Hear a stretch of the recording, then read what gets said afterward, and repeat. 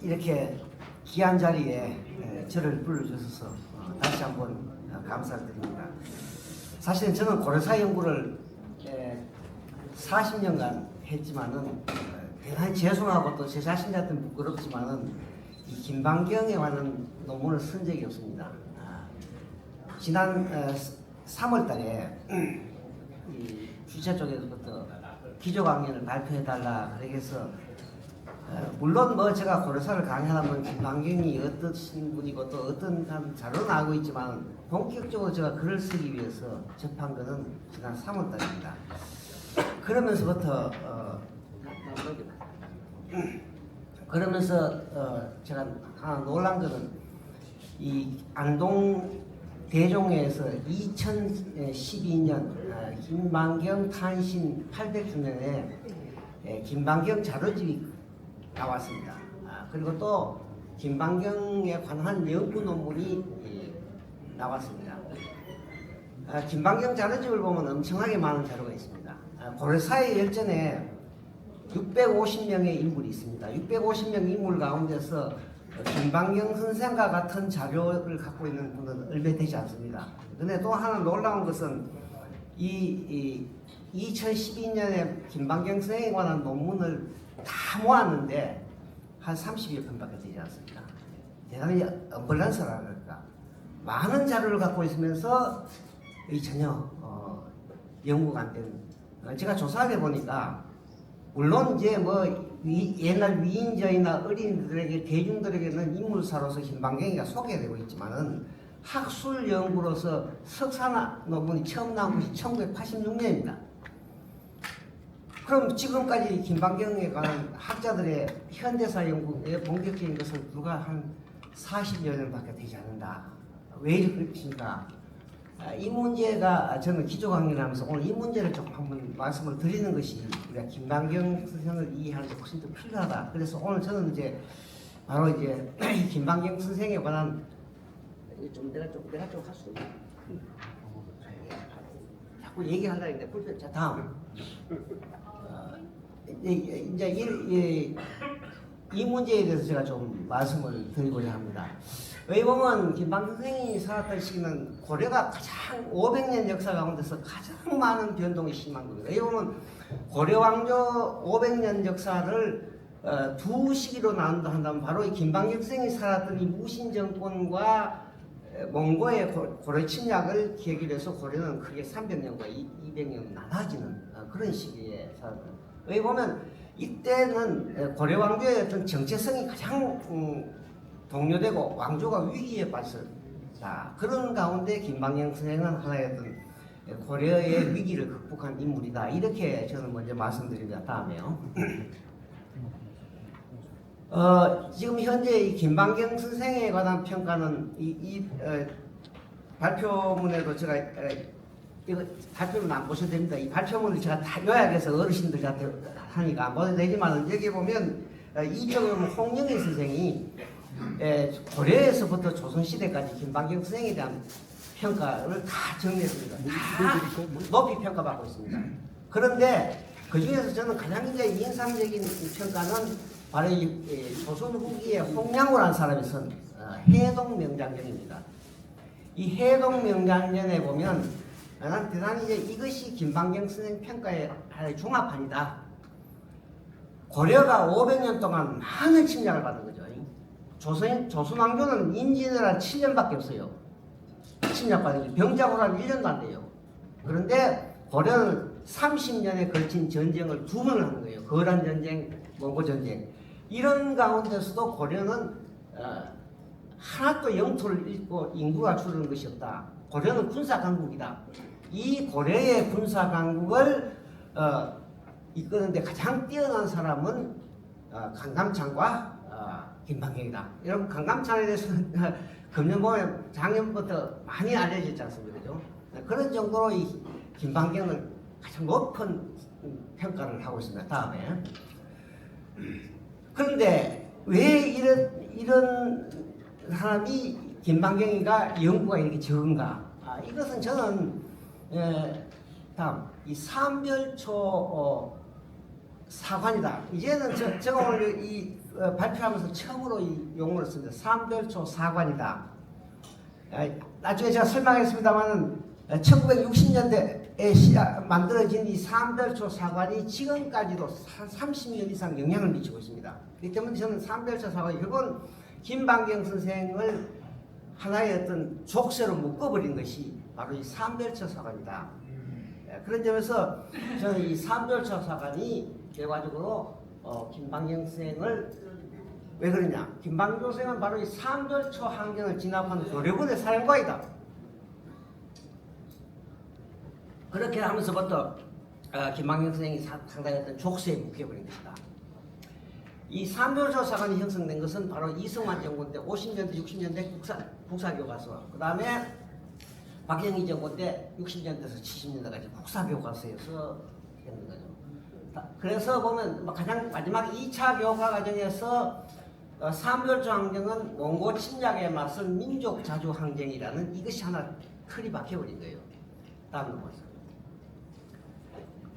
그리고 또 여러분도 알다시피 이 박정희 대통령 때는 뭐냐면 이 삼별초 항쟁지, 강화도 고려궁지, 진도의 용장산성, 그리고 또 강화도에 있는 고려궁지, 그리고 또 제주도의 한파두리 성을 중심해서 항몽육을 좀 크게 했다. 그리고 여러분 가지고 항몽이라는 개념, 항몽민족 자주항쟁이라는 이런 타이틀을 붙여버림으로써 다음 김방영 선생이 됩니다. 이런 민족 자주항쟁을 진압한 고려군의 사령관이다. 이렇게 되어버리면 김방영 선생이 들어설 자리는 없는 것입니다. 그래서 저는 여기서 얘기했습니다만 이 삼별초 사관이 지금까지도 영향을 미치고 있습니다. 그것이 아까 얘기했지만 1986년에 들어서야 최초로 김방경이라는 학위 논문이 나오기 시작한단 말이에요. 물론 오늘 말씀하신 앞에 국회의원님이나 회장님 말씀하신 것은 김방경은 충신으로서 이렇게 쭉 얘기하는 건 우리 하는 얘기고 학술적으로 제가 학술적으로는 전혀 평가를 못 받고 있는 거예요. 바로 삼별초사관. 그러니까 저는 얘기합니다. 삼별초사관이 득세하는 한 삼별초 항쟁을 진압한 고려군 사령관 김방경은 고려와 조선 천년간에 걸쳐 받아왔던 호의적인 평가와는 완전 다른 평가를 받게 됐다. 제가 놀란 것은요, 이 해동명장전을 보고 나서 국내에 번역본이 나온 걸 찾아보니까 1970년대 이후에 번역본이 하나 나와요. 건국대학에서 제대로 된 게. 그 다음에 뭐 어린이 민정기는 많이 나와 있지만 놀라운 것은 북한에서도 이 1956년에 해동명장전을 번역해요. 이 책이 저는 뭐 못 봤습니다만 제일 보면 남한에서 1996년에 이 책이 재출간됩니다. 이걸 통해서 보면 이 북한에서는 이 해동명장전 52명의 명장 가운데서 김방경을 제외시켜버렸습니다. 왜? 김방경은 고려의 김방경은 당시 자국 통치자들의 무능을 반대하여 반란을 조직한 삼별초를 진압했고 원나라의 일본 정부를 방조했다 때문에 우리는 이 해동명장전에서 제외시키겠다. 완전히 역사를 완전히 이건 왜곡을 해도 보통 왜곡한 거 아니죠. 그러니까 실제 현재 국내에 나온 출판사들 보면 김방경이 빠져있고 또 한 사람이 빠지냐면 충주의 관로들을 진압한 이자성이라는 사람이 제외되어 있고 또 한 사람은 백제부흥운동을 한 흑치상지가 제외되어 버립니다. 이건 역사가 아니죠. 이런 식으로 되다 보니까 김방경은 남한에서는 삼별초군을 진압한 고려군의 사령관으로서 외면을 받아버리고 또 북한에서는 양반의 무능청을 비호했다. 이렇게 해서 제외되어 버립니다. 다음 그래서 사실은 이 김방경을 어떻게 평가할 것이냐는 문제는 결국 이 삼별초 사관을 우리가 새롭게 삼별초 사관, 삼별초가 이랬던 삼별초 항쟁을 우리가 어떻게 보느냐는 해석이 달라지면 김방경에 대한 해석이 달라질 수밖에 없지 않느냐. 다행히도 1980년대 이후에는 김방경에 대한 상당한 재해석이 나오면서 그건 말만 김방경에 대한 재해석이 아니라 삼별초 항쟁에 대한 재해석이 나오면서부터 김방경을 다시 볼 수 있는 여지가 있다. 지금 우리가 이 산별초 항쟁은 무조건 몽고와 싸웠던 민족 자주 항쟁이다. 그 외에는 아무도 없습니다. 교과서에. 저도 2002년에 중학교 교과서를 썼습니다. 제가 쓸 때 다시 오늘 아침에 국사편찬에 사이트에 들어가 보니까 그때도 이게 딱 정부에서 딱 이 가이드라인이 나와 있습니다. 제가 쓴 게 다 채워야 되고 민족 자주항쟁, 자주정신 요것만 딱 표현을 하게 만들었습니다. 우리 선배 교수들 얘기 들어보면 1970년대, 80년대 초까지만 하더라도 라디오에 가서 무신 정권을 얘기했던 사전에 검열을 받아요.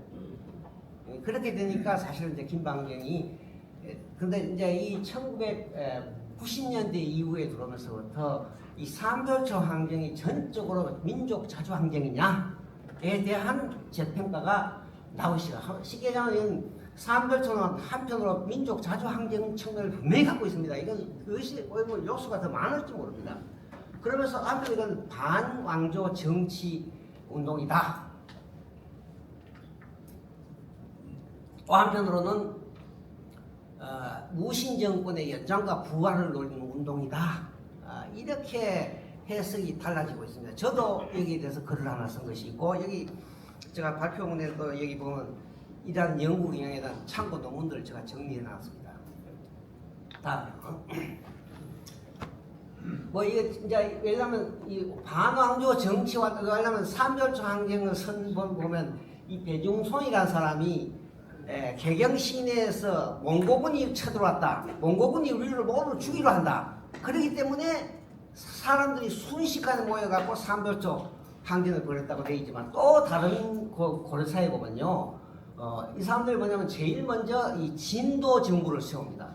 진도 정부를 세웠다는 건 고려 정부하고 다른 정부를 세우겠다는 얘기 아닙니까? 그죠?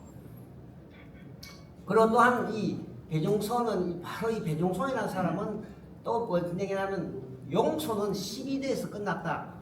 바로 이 원종이 12대가 되죠. 그래서 이제는 뭐냐? 이제는 새로운 나라를 세우자. 이런 얘기는 몽고에 대한 항쟁도 있지만 반정부적인 지향성을 갖고 있다는 것을 우리에게 얘기합니다. 그 다음 그래서 저는 지금까지 진짜 새롭게 산별초 항쟁을 해석하는 것은 뭐냐면 결과적으로 이 산별초 항쟁은 몽고와 끝까지 항전을 주장하는 항전론과 몽고와도 어차피 고려의 정체성을 지키기 위해서는 몽고와도 강화를 해서 화평조약을 맺어서 고려를 유지하자고 하는 소위 강화론 내 서로 대립관계로 봐야 된다. 그러면 결과적으로 뭐냐면 산별초 항전은 소위 국왕과 관료 집단의 강화론 하고 이 항전을 주장하는 무신 집단 간의 정치적인 대립관계로 봐야 한다는 것이 현재 우리 학계의 새로운 해석입니다. 그래 되어버리면 김방정이 들어설 여지는 이제는 훨씬 더 해석할 여지가 넓어질 수밖에 없다. 이제는 김방정은 강화론 내 입장에 들어설 수 있고 또 자기의 어떤 정치적인 정당성을 얘기할 수 있지 않느냐. 그 다음에 이제 왜 무신 정권의 연장과 부활이라는 것도 이거 마찬가지지만 사실은 이거 억지로 구분하는 학자들이 있기 때문에 제가 썼습니다만 이것도 바로 반정치적인 생각이다. 쉽게 얘기하면 산별초 항전론자들의 대몽골 전술이라는 건 뭐냐면 산성해도 입보 정책입니다. 산성이나 섬으로 옮겨서 몽골군에게 인적, 물적 공급을 차단해서 그들의 침략을 저지하자 하는 이게 산성해도 입보 정책입니다. 이 정책이 산별초 정부에서도 마찬가지 나타납니다. 다음. 역시 이 산별초 항전에서 진도 정부를 수립하고 나서도 여기에서도 역시 산성해도 입보 정책을 통해서 전국을 결집하려고 하는 거죠. 결과적으로 이 산별초 항전은 결과적으로 뭐냐면 지나치게 이 소위 산성해도 입보 정책을 함으로써 오히려 민중들의 저항을 받습니다. 농사를 짓지를 못하죠. 전부 다 산으로. 그러니까 나중에서 마지막에 가면 어떻게 됩니까? 투농 현상이라서 몽골 고려의 농민들이 사람들이 도리어 이제는 몽골에 투항해버리는 이런 현상이다. 결과적으로 이 항전으로서는 몽고와의 전쟁을 할 수가 없는 것이죠. 이런 상황에서 볼 때 우리가 이 일방적으로 이 삼별초를 민족 자주항쟁이다 이렇게만 평가할 수 없고, 그래 되면 김방경에 대한 해석도 달라질 수가 있다. 다음. 결과적으로 이 항전론이라고 하는 것은 최씨정권, 하고 임년, 임유, 최씨정권이건 결과적으로 뭐냐면 정권 유지, 무신 권력자의 권력을 연장하는 정책이다. 이런 정책으로 항전론이 시달음으로써 결과적으로 이 사람들은 정치적으로 패배하게 되고, 그리고 거기에 반해서 강원을 주장하는 사람들이 점차 정치적인 대세를 얻어가는 이런 과정으로 봐야 됩니다. 그래서 이게 지금 저는 또 하나 삼별초 사관이라는 것을 제가 처음으로 얘기했습니다만은, 저는 이제 이 얘기는 제가 얘기한 항쟁 사관이라는 얘기를 하는데요. 이건 제가 고려 시대 대외관계 논문을 분석해 보면 고려 시대 대외관계를 어떻게 보느냐 하는 입장에서 보면, 소위 일본인 학자들은 저기 보면 외세의 침략, 거기에 대한 고려의 사대를 강조하는 소위 침략과 사대를 강조합니다. 일본 학자들은. 하고 우리 한국인들은 외세에 대한 저항, 거기에 대한 고려인의 자주, 소위 저항과 자주라는 것을 강조하는 것, 이게 바로 항쟁. 그렇기 때문에 모든 역사에 있어서 외세에 굴복하면 절대 안 된다, 타협하면 절대 안 된다, 무조건 싸워야 된다. 이게 이제 궁극적으로 순국사관을 나가는 거죠. 다 죽어야 된다. 이런 식의 어떤 역사가를 우리 국민들에게 교과서에서 강조하는 것이 소위 항쟁사관이다. 이 항쟁사관도 결과적으로 김방경을 부정적으로 본 원인인 것 같다. 다음. 지금까지 우리가 30년, 1231년 강화도 제1차 침략에서부터 1259년 강화까지 약 30년간 지금 우리 이 교과서나 책을 보면 전부 다 이게 소위 이 항전론 중심의 항쟁사관으로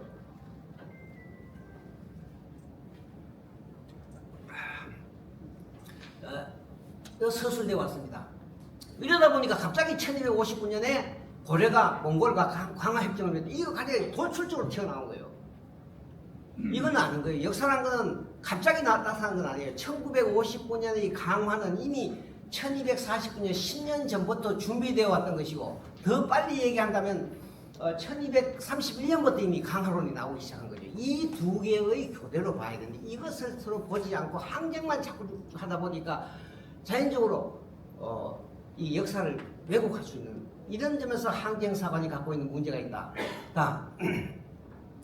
저는 이 역사를 보는데 규정된 시각을 원합니다. 다음에요. 그래서 저는 이제 그동안에 우리가 저는 실제 500년 고려사라는 저술도 하면서 이 대몽 항쟁사에 대해서 절대 일방적인 서술을 저는 허용하지 않습니다. 결국은 이 대몽 항쟁이 30년 역사는 결국 뭐냐면 이 항전론과 강화론이 서로 두 공론이 서로 대립 갈등하는 역사로 봐야 합니다. 이렇게 되면 김방경을 보는 우리가 여지가 넓어질 수가 있고, 김방경의 역사적인 위상이 달라질 수 있다는 거죠. 저는 그렇게 봤고, 주로 항전론을 주도하는 쪽은 최신 무신 권력자들입니다. 끝까지 싸우자. 보기는 좋죠. 그리고 강화론을 주도하는 쪽은 대체로 국왕을 비롯한 문신 관료집단이다. 적어도 우리는 이 역사를 항전론 중심의 항쟁사관만으로 봐서는 안 된다 하는 것이 제 생각입니다. 결과 저는 이 두 역사는 어느 하나를 우위로 둘 수는 없다. 저는 이 강력한 세계적으로 최강의 몽골군 아닙니까? 30년 버틴 나라도 없어요. 여기에서 결과적으로 고려의 왕조의 정체성을 지키기 위한 군사적인 노력이 항전으로 나온 것이고, 외교적인 노력이 강화론이다. 우리가 오늘날 정치에서도 군사적인 노력만 강조하면 되겠습니까? 또 한편으로는 외교적인 노력도 필요하죠. 이 두 가지가 강화론과 항전으로 나타난다. 그렇기 때문에 이 두 가지가 서로 대립과 견제를 통해서 이른바 고려 왕조의 정체성을 유지해 갔다. 이런 저는 고려 사관을 갖고 있습니다. 이렇게 될 경우에 다음에 우리가 그동안에 얘기하듯이 항전노는 무조건 강화로는 무조건 몽골에 타협했다. 이건 행편없는 사람이다. 비난해서도 안 될 것이며 강화로는 항전노를 무신정권이라고 몽한 대몽골 정책으로 비난해서도 안 됩니다. 우리는 이 두 정책이 서로 공과론이라고 합니다.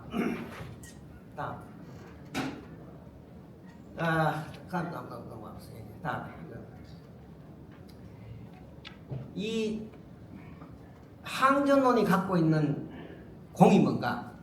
이거 무시할 수도 없는 거예요. 최씨 정권이라 해서 이거 행편없다, 무신들 독단을 했다는 거 아니고 항전론이 갖고 있는 분명한 공과는 저는 이 자료를 얘기합니다.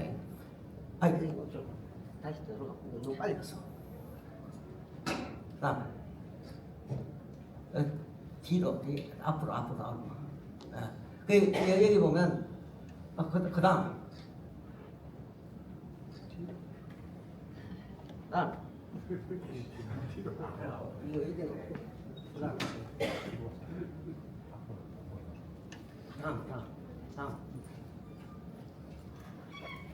아유, 어디 간 거야?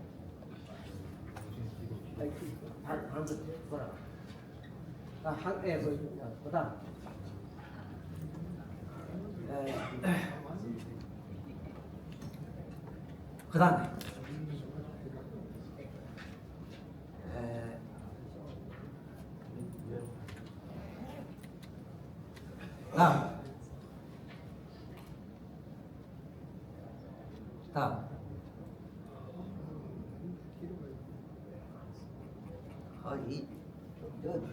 다음 순서 다음.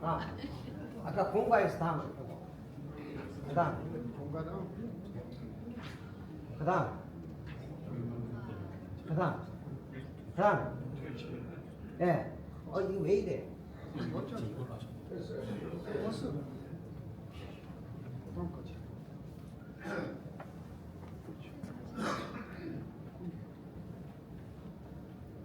여러분 여기 보시면요. 항전론이 얼마나 고려의 왕조에 유행하면 쿠빌라이라는 사람이 말이죠. 몽골 최고의 전성기 쿠빌라이가 당시에 세자였던 원종이 쿠빌라이를 찾아와서 강화협정을 맺으니까 뭘 하냐면 고려는 말이나 되는 큰 나라다. 옛날 당나라 태종도 정복하지 못한 내 그 태자가 왔으니까 하늘의 뜻이다. 이게 천하의 최고의 몽골 이 황제가 이때는 황제가 되기 전입니다만은 이거 고려를 말리가 된 나라라고 삼천리밖에 안 되잖아요. 이렇게 얘기할 수 있는 건 뭐냐? 결과적으로는 고려가 갖고 있는 하나의 어떤 끈질긴 대몽 황제. 이것 때문에 쿠빌라이는 고려의 모든 앞으로 고려를 우리가 정복하더라도 고려의 모든 풍속을 그대로 인정하겠다라는 선언을 해준 거예요. 이거는 항전론이 갖고 있는 무신정권 권력자들이 갖고 있는 항전론이 갖고 있는 강점이다. 이거 우리가 인정해야 됩니다. 다음에 이 충순왕이 이제 자기가 왕이 되고 나서 자기 할아버지였던 원종, 고종, 그 다음에 아버지였던 원종, 정조였던 조왕이었던 고종, 그 다음에 원종, 충렬왕에 대해서 시효를 요청합니다. 시효를 요청하니까 그때 시효에 뭐냐면 지금 천하에서 원나라 당시 황제 무종입니다. 지금 천하에서 백성과 사직을 가지고 왕노릇 하는 왕조는 고려 왕조뿐이라고 얘기합니다. 결국은 뭐냐? 세계의 모든 국가들이 몽골에 정벌을 했지만 아직도 왕노릇을 하고 사직을 가지고 있는 나라는 고려밖에 없다. 이거 왜 그러냐? 천하에서 이 백성을 가지고 왕노릇하는 국가는 고려다. 이건 강화론이 몽골과 화의를 맺어 고려를 사직을 지킨 왕조의 정성을 유지했기 때문에 가능하다는 얘기죠. 그런 점에서 우리가 이 역사를 이렇게 강화론과 항전은 어느 한쪽에 공과를 두어서는 안 된다. 그러나 또 하나 이것이 문제는 오늘날하고도 관계됩니다. 결국 뭐냐면 이 두 정론이 잘못된 부정적인 측면도 분명히 있습니다. 왜 그러냐면 이 두 정론은 1259년 강화협정 이후에 대립과 갈등을 거듭하면서 끝내 타협과 합의에 도달하지 못했다. 오늘날도 그렇지 않습니까? 그래서 결과적으로는 이 삼별초의 비극적인 환경이 나타날 수밖에 없다는 얘기입니다.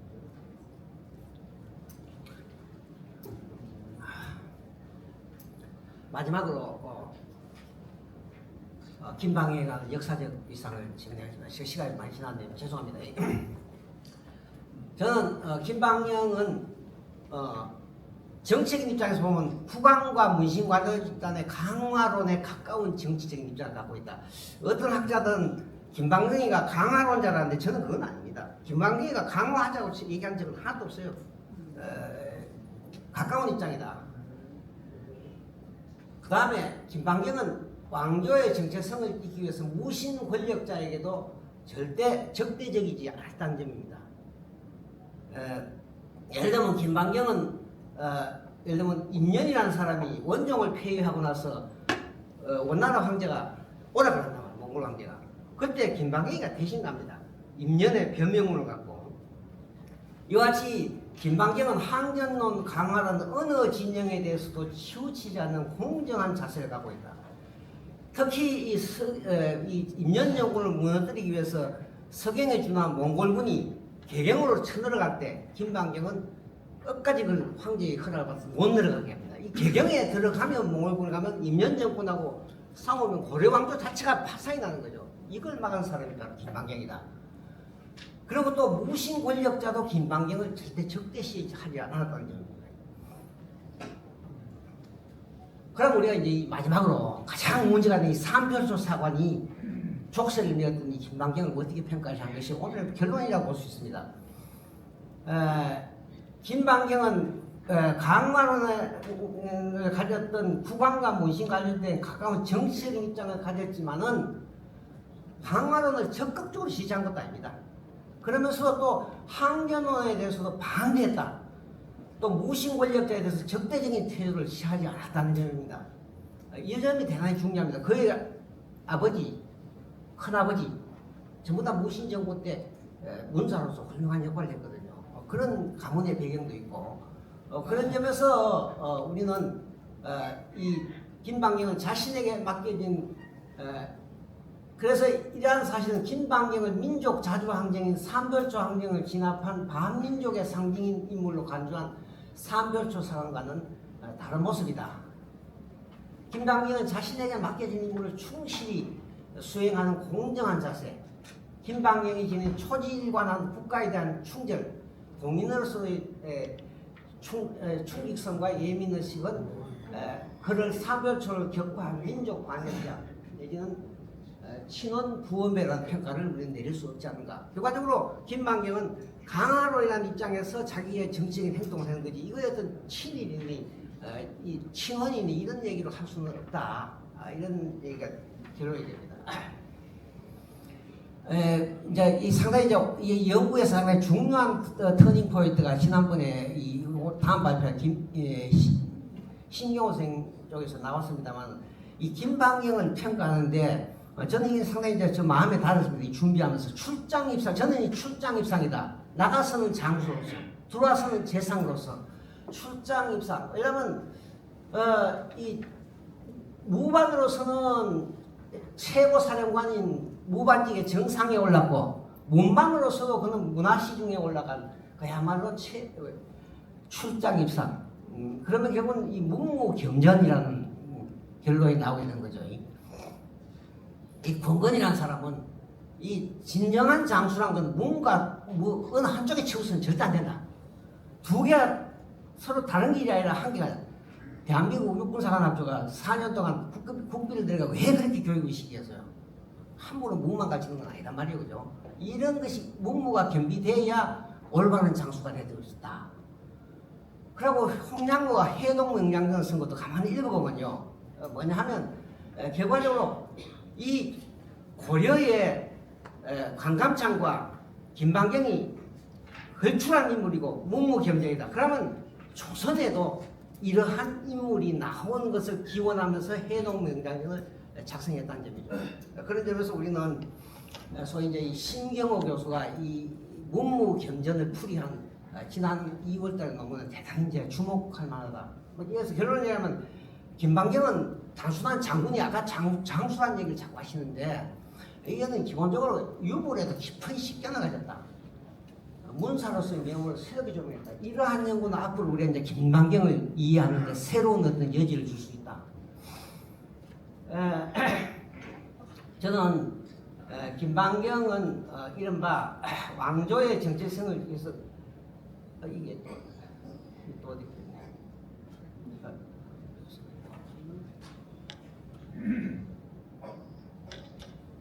제 끝에 봐.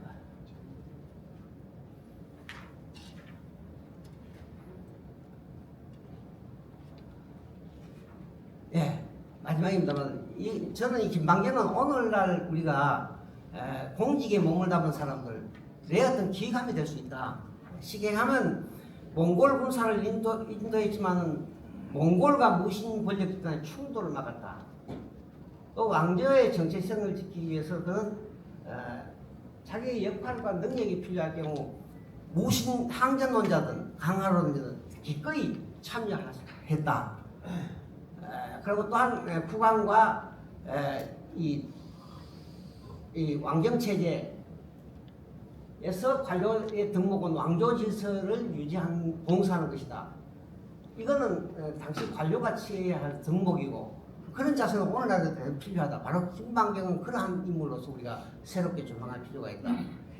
좀 왔다 갔다 해서 좀 죄송합니다. 예, 감사합니다.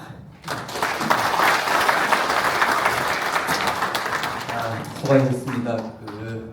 여러분 들으셨다시피 그동안 우리가 이해했던 선멸주에 대한